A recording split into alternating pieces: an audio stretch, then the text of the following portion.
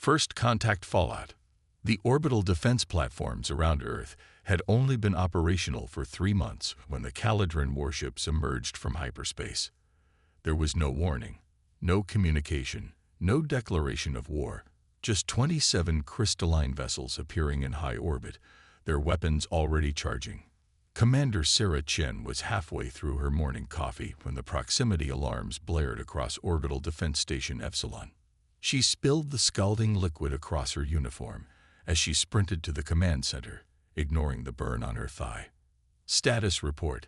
She barked, sliding into the command chair as screens lit up around her. Lieutenant Rivera's fingers flew across the tactical display. 27 unknown vessels. Commander. Energy signatures indicate weapons powering up.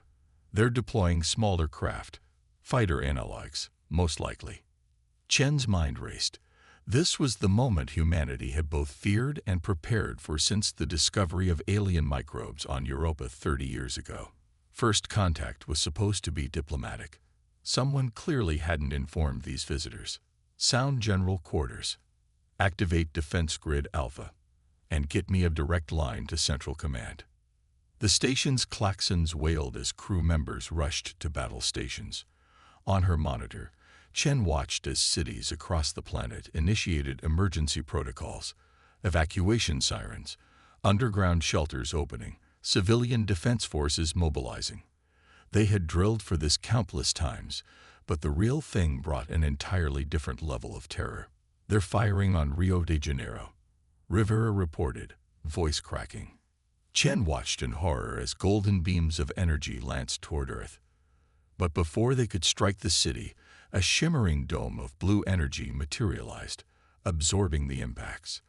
The planetary shield system, the product of 15 years of international cooperation and scientific innovation, was holding. For now. Defense Grid Online, announced Chief Engineer Patel. All platforms reporting ready. Chen took a deep breath. Fire pattern obsidian. Target their weapon systems only. Across Earth's orbit, 12 defense platforms simultaneously unleashed streams of hypersonic tungsten rods, electromagnetic pulses, and targeted laser strikes. The attack caught the alien fleet by surprise. Clearly, they hadn't expected such coordination or technological sophistication from what they must have considered a primitive world. 3 Caladrin ships shattered instantly, their crystalline structures unable to withstand the kinetic impacts. 4 more lost power, drifting helplessly in space. The remainder regrouped, adjusting their tactics. They're transmitting something, Communications Officer Wong reported. I think it's a message. On screen, Chen ordered.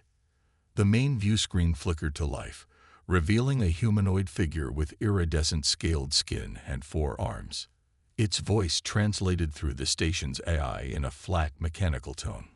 Primitive species, your resistance is noted but futile. The Caladrin Empire claims this system by right of discovery. Surrender now and accept status as a protectorate race, or face extinction. Chen's lips curled into a grim smile. Send a response. We decline your generous offer. Perhaps you'd like to reconsider yours. She nodded to Patel, who activated the second phase of Earth's defense system.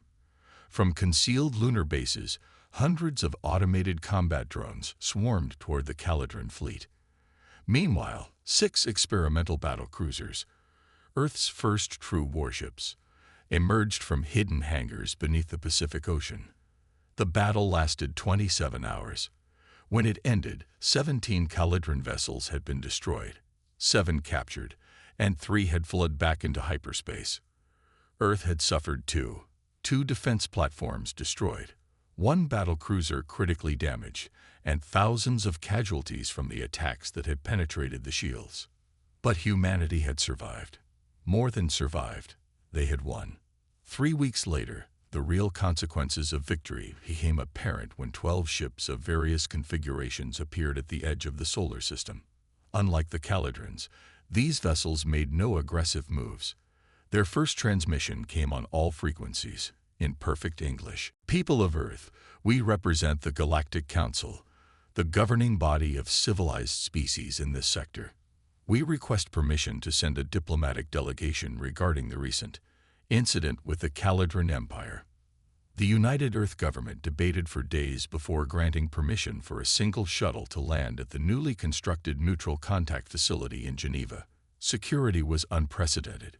6,000 troops, electromagnetic dampening fields, and enough firepower to level a small city, all carefully concealed behind a facade of diplomatic courtesy.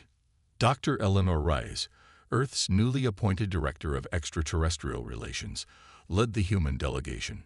A former quantum physicist who had helped develop the planetary shield system, Rice understood both the scientific and political implications of this meeting better than most.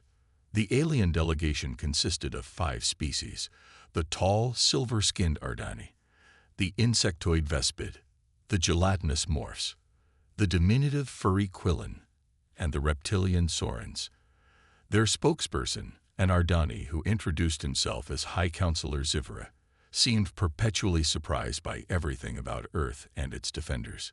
"We must admit," Zivra said after preliminary introductions, "the Galactic Council was unaware of your species' level of technological advancement.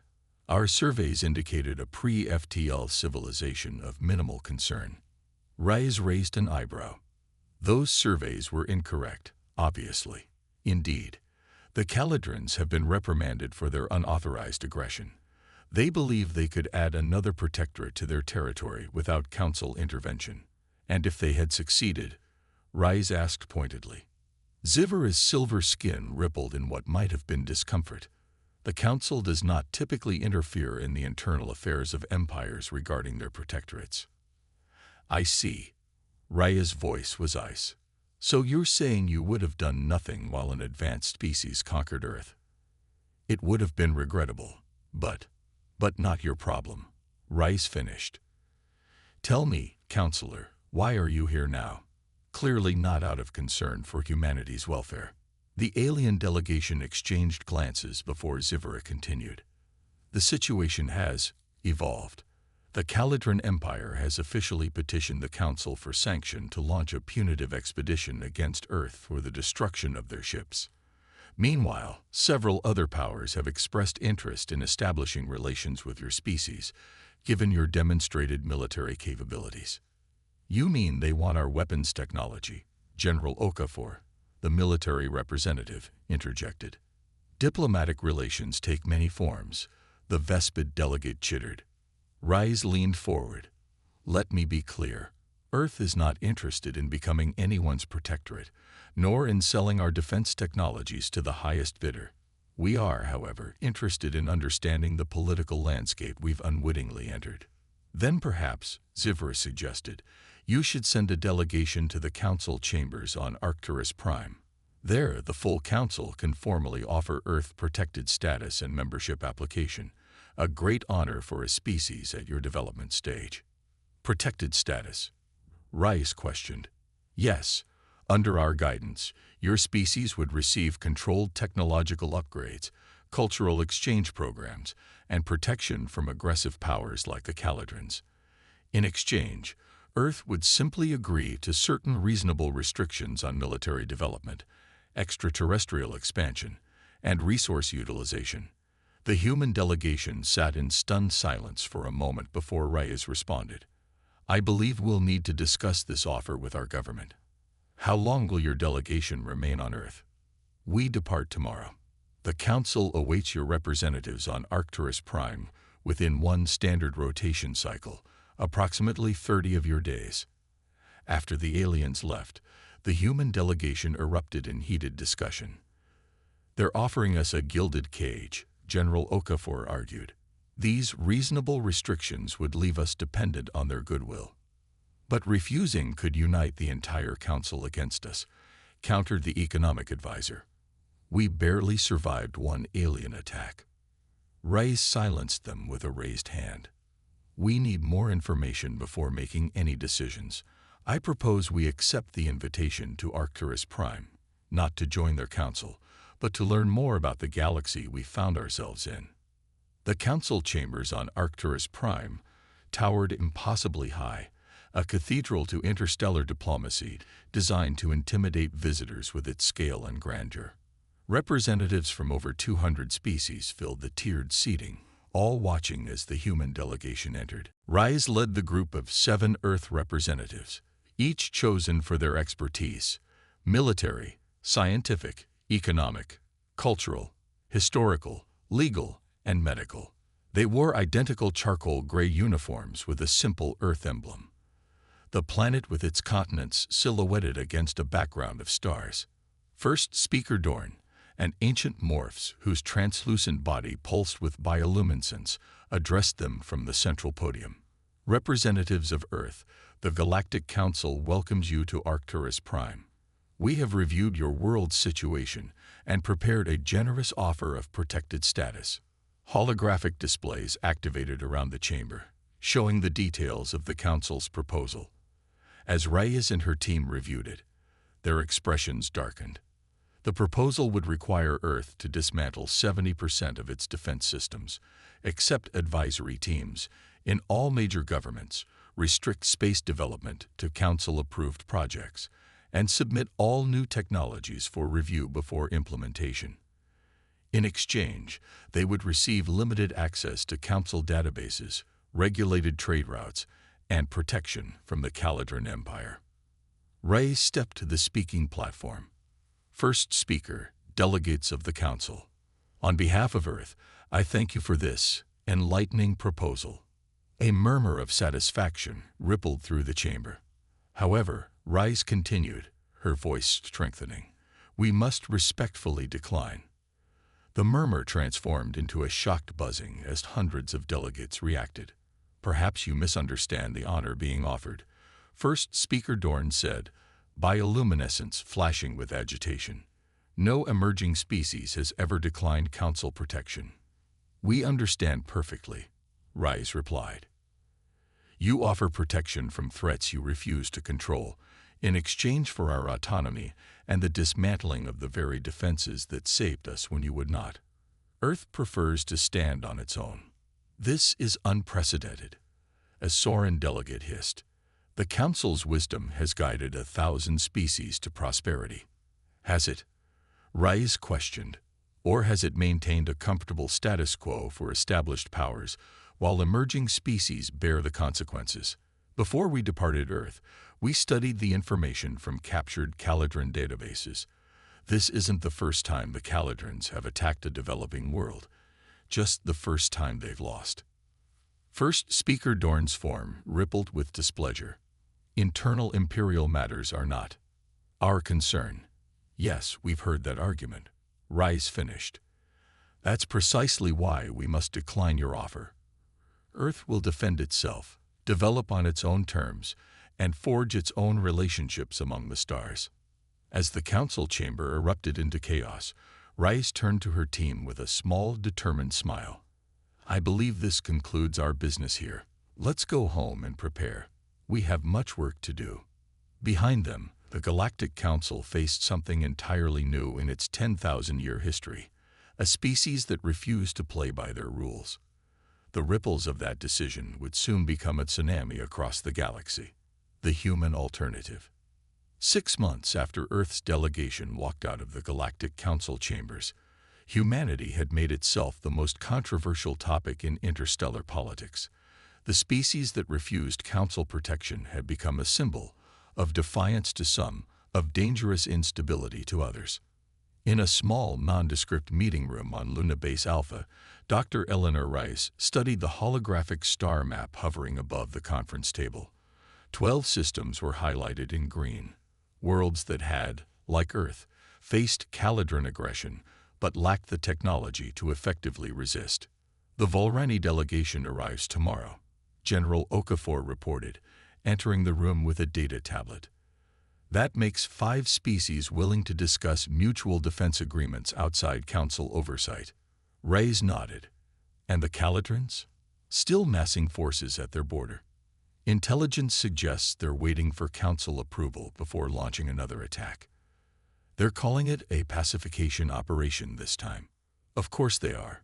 Reyes zoomed in on the star map, focusing on the Volrani homeworld. The Volreni have already suffered 2 Caladrin raids on their outer colonies. The Council did nothing except suggest they accept protectorate status under another empire. Sound familiar? Okafor said with a grim smile. The more we learn about Council politics, the happier I am we declined their generous offer. The door slid open again as Dr. Hiroshi Nakamura, Earth's leading xenotechnologist, entered. His eyes gleamed with excitement, the look his colleagues had come to recognize as his breakthrough expression. "It works," he announced without preamble. "We've successfully adapted the Caladrin entanglement communicator. We can now establish instantaneous communication across at least 30 light-years without relying on the Council network." Reyes's face broke into a rare, genuine smile. "That changes everything." The Council's control of interstellar communication has been one of their strongest means of maintaining power. "It gets better," Nakamura continued. "The HFY engineers believe they can integrate it with their crystalline amplification technology. If successful, we could extend the range to nearly 100 light-years per node. Enough to link all our potential allies," Okafor noted, studying the star map. "A communications network independent of Council monitoring would be a significant strategic advantage. And a powerful bargaining chip," Reyes added. "Speaking of which, how are the negotiations with Councillor Tolvan progressing?" Okafor grimaced. Cautiously. "The Ardani are taking an enormous risk even speaking with us privately. If the Council discovered one of their senior members was sharing information with Earth, they wouldn't be the first species to face Council sanctions," Reyes said quietly. "But we need those star charts and hyperspace node mappings if we're going to establish secure trade routes." Their discussion was interrupted by an urgent communication. The wall screen activated, showing Commander Chen's face, tense with controlled urgency. "Director Reyes, we're detecting unusual activity at the heliopause. Multiple ships dropping out of FTL. Signatures match known Council enforcement vessels." Reyes straightened. "How many?" 17 so far, with more arriving.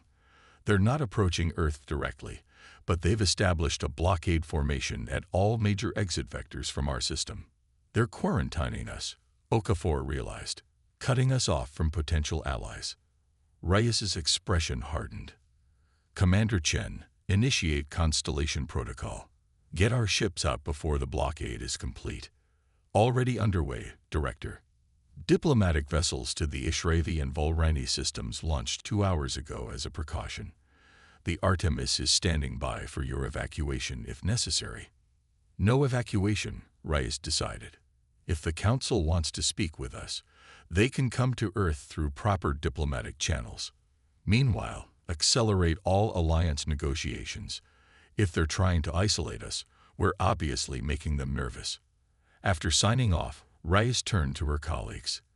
"The Council is moving faster than anticipated. We need to accelerate our timetable." On Arcturus Prime, the Council's inner chamber had never seen such division. The 12 most powerful members of the Galactic Council faced each other across a circular table, their usual decorum replaced by heated argument. The humans have contacted 15 developing worlds in the past month alone. First Speaker Dorn's gelatinous form pulsed with agitation. They're deliberately undermining Council authority by offering technology transfers without proper oversight. Technology they developed themselves, Councillor Tolvan of the Ardani noted calmly, or salvaged from the Caladrin forces that attacked them unprovoked. By Council law, both are legitimately theirs to share. Laws can be reinterpreted when galactic stability is at risk, hissed Kask, the Soran representative. These humans exhibit dangerous tendencies: independence, rapid innovation, military preparedness. The pattern predictions suggest a 78% probability they will become a destabilizing force within 50 cycles, or a revitalizing one. Countered Sivpel, the Quillan counselor, her fur rippling with emotion. Perhaps some aspects of our 10,000-year-old system could benefit from fresh perspectives. Dangerous talk, warned Utho Rem of the Vespid Conclave. The Council's processes have maintained peace for millennia. These humans have existed in space for less than a century, yet they presume to challenge our wisdom. Tulven's silver skin shimmered as he leaned forward. Did maintaining peace include allowing the Caledrons to attack developing worlds with impunity? The humans aren't the first to suffer such aggression, merely the first to successfully resist it. The Caledron Empire is a respected member of the Council, First Speaker Dorn reminded him. Their internal expansion policies. Are their internal affairs? Yes, Tulvan interrupted.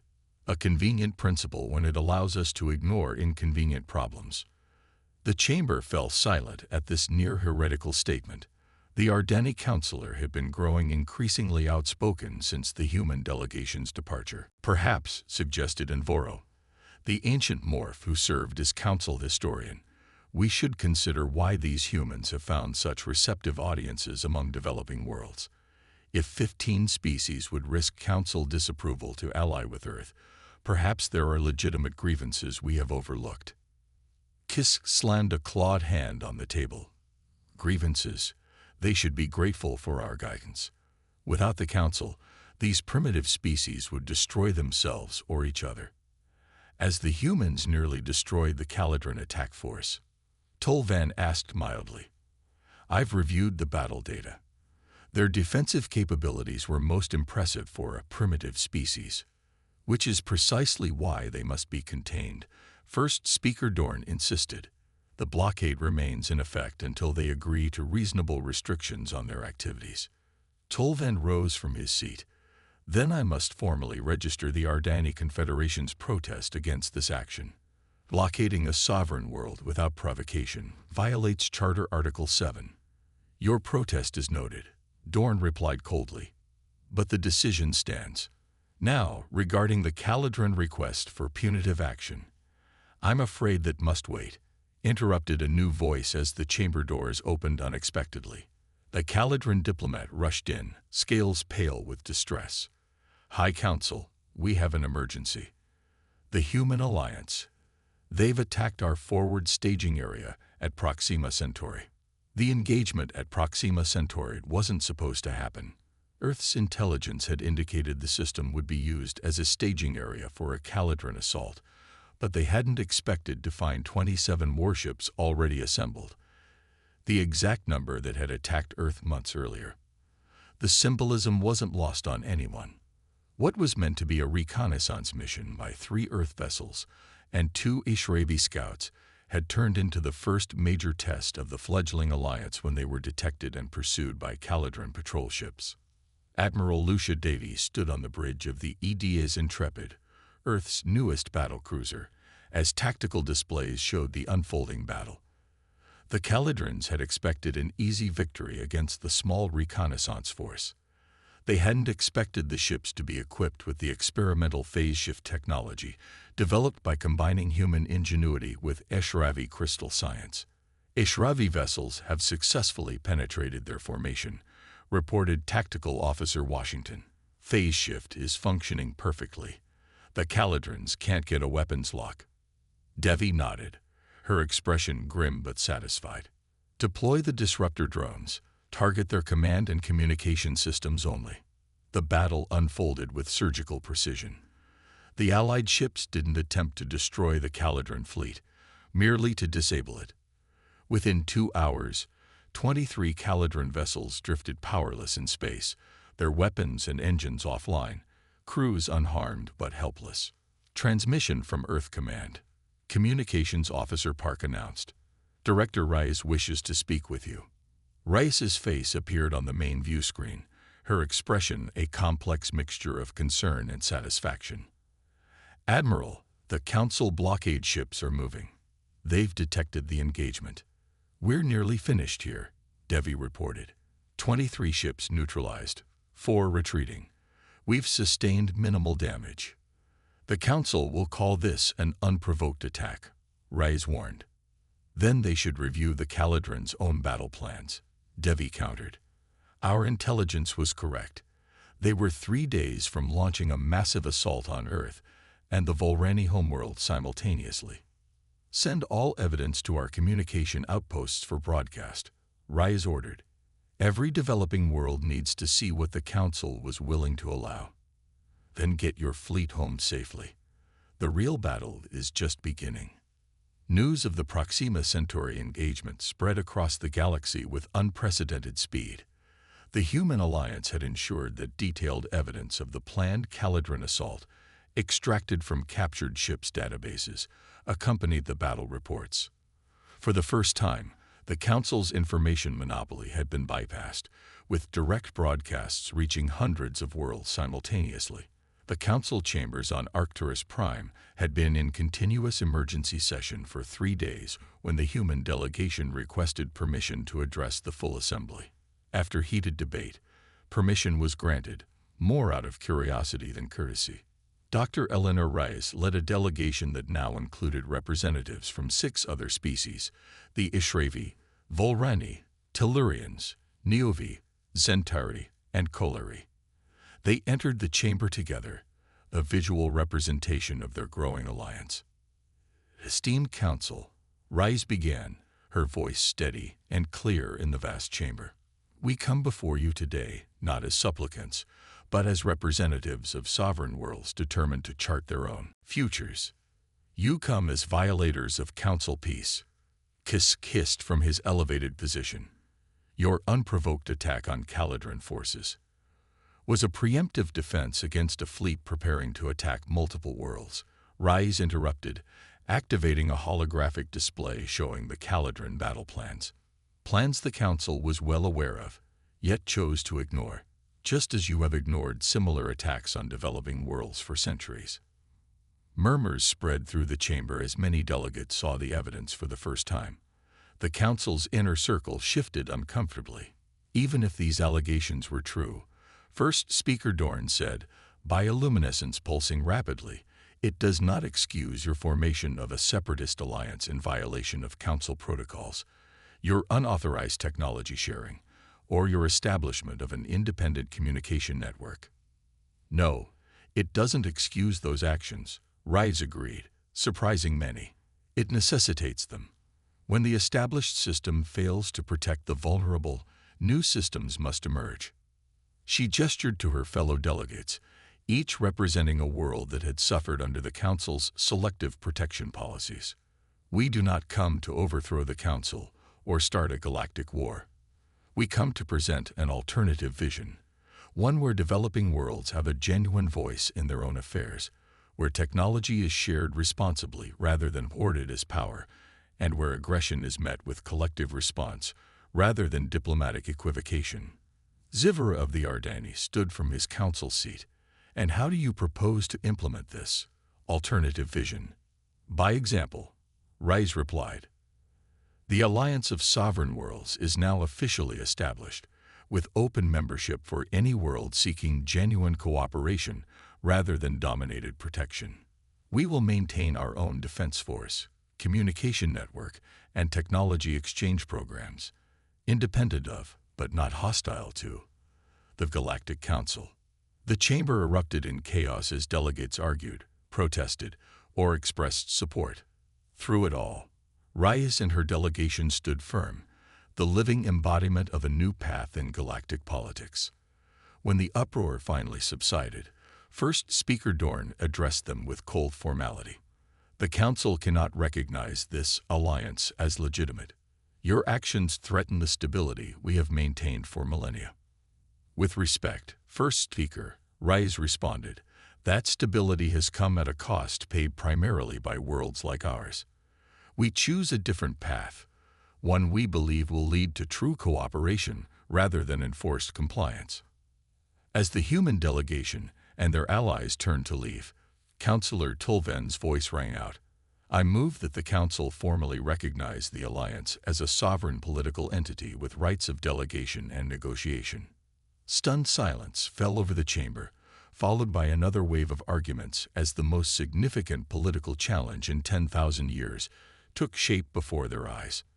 In the midst of the chaos, Rias caught Tulven's gaze across the chamber. The Ardani councillor gave her a subtle nod of respect, one visionary recognizing another across the divide of species and politics. The galaxy was changing, and humanity had somehow found itself at the center of that transformation. As the delegation departed, Alliance ships were already moving throughout the sector, establishing new trade routes, communication relays, and defensive positions. The humans had not only survived first contact, they had fundamentally altered the course of galactic history. And the Caledrons, nursing their wounds after the Proxima Centauri humiliation, were planning their revenge. New Galactic Order. One standard galactic year after Earth first rejected the Council's offer, the Alliance of Sovereign Worlds had grown from 7 founding members to 23. Most were developing species that had previously existed in the shadow of the Council's established powers, but 4 were former Council races who had broken away in what political analysts were now calling the Great Realignment. On Earth, in the newly constructed Alliance headquarters in Nairobi, Dr. Eleanor Rice stood before representatives of all member worlds. The chamber, unlike the towering intimidation of the council halls, was designed as a circle with no raised platforms or hierarchical seating, a physical manifestation of the Alliance's core principles. The first year of our alliance has been both challenging and promising. Rise addressed the assembly. Our shared defense initiative has prevented 3 attempted incursions into member territories. Our technology exchange program has elevated capabilities across all worlds. Most importantly, we've proven that cooperation without domination is not only possible but preferable. Zivarana, the HFY representative who had become one of Reyes's closest allies, activated the central holographic display. Yet we face growing challenges. The Council has implemented trade restrictions against Alliance worlds. The Caledron Empire continues military buildups along our borders, and several neutral systems report increased pressure to choose sides. Which makes our next proposal all the more critical, Rice continued. For too long, galactic governance has operated on principles of control rather than collaboration. The strong protect the weak. At a price, advanced worlds dictate to developing ones, for their own good. This paradigm has created stability, but at the cost of innovation, self-determination, and justice. She gestured, and the hologram shifted to display a new organizational framework, a radical departure from the Council's hierarchical structure.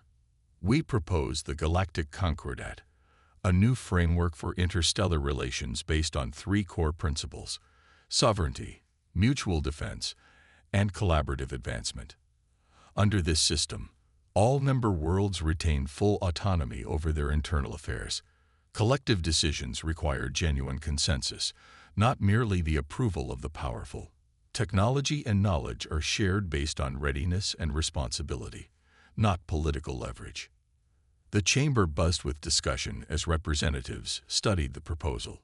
It was ambitious, perhaps revolutionary, in its rejection of the power politics that had governed interstellar relations for millennia. Varnko of the Zentari, a species that had suffered under Caledron raids for generations before joining the Alliance, rose to speak. The principle is admirable, but how would such a system defend itself against powers like the Caledrons? The Council's military might, for all its flaws, has maintained certain boundaries even the most aggressive empires hesitate to cross. A fair question, Rise acknowledged. Our proposal includes a unified defense protocol that actually exceeds the Council's in effectiveness while requiring fewer resources. By distributing defense responsibilities across all member worlds according to their capabilities, we create a more resilient and responsive system than the Council's centralized fleets. The discussion continued for hours, delving into the practical implications of the Concordat. As the session concluded, a vote was called. Unanimous approval to present the Concordat to the wider galactic community, including the Council itself. As representatives filed out, General Okafor approached Reyes privately. The Arcari Intelligence Network reports unusual activity in the Caledron home system. Their fleet movements don't match any known military doctrine. Reyes frowned. Desperation, perhaps. The Caledrons have lost significant standing after their failed attacks. Or something worse, Okafor suggested grimly. Their emperor has been unusually silent lately. Our analysts suspect internal power struggles. Keep our border patrols on alert, Rice decided, and accelerate the deployment of the new early warning network.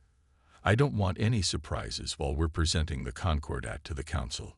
Neither realized just how prophetic those words would prove to be. The Council chambers on Arcturus Prime had changed subtly but significantly over the past year. The imposing height remained, but the previously unified body now showed visible fractures. Nearly a quarter of the seats stood empty, former members who had joined the alliance. Those who remained were increasingly divided between traditionalists who viewed the alliance as an existential threat and reformists who saw value in some of its principles. First Speaker Dorn, who had maintained his position despite growing challenges to his leadership, activated the central podium as the council session began. His bioluminescence patterns betrayed anxiety despite his formal tone. Esteemed council members, we convene today to address the continued expansion of the human alliance and its increasingly disruptive influence on galactic stability. The alliance of sovereign worlds, corrected Councillor Tolvin pointedly. The Ardani had become the leading voice for reform within the council, though he had thus far resisted joining the alliance outright. If we cannot even name them correctly, how can we hope to engage with their ideas meaningfully? Before Dorn could respond, the chamber's security alerts activated. Screens around the room displayed multiple Caladron warships dropping out of hyperspace directly above Arcturus Prime, a flagrant violation of the sacred neutrality of the council seat. What is the meaning of this? Dorn demanded as the Caladron councillor, Seth, rose from his seat. The meaning, first speaker, is change, Seth announced, his scaled skin gleaming under the chamber lights. For too long, the council has debated while the human infection spreads. For too long, we have tolerated their defiance and the defection of our fellow members. The Caladron Empire has decided that more decisive action is required. Throughout the chamber, councillors from traditionally Caladron allied species rose to stand with Seth, revealing a coordinated action. The council will be reorganized, Seth continued. Those who recognize the need for stronger governance will form a new body, one capable of containing the human threat and restoring proper order. This is treason. Dorn's bioluminescence flashed with alarm. Council's security has been neutralized, Seth interrupted calmly. Arcturus Prime is now under Caladron protection. On screens throughout the chamber, Caladron troops could be seen securing key facilities across the council world. The coup was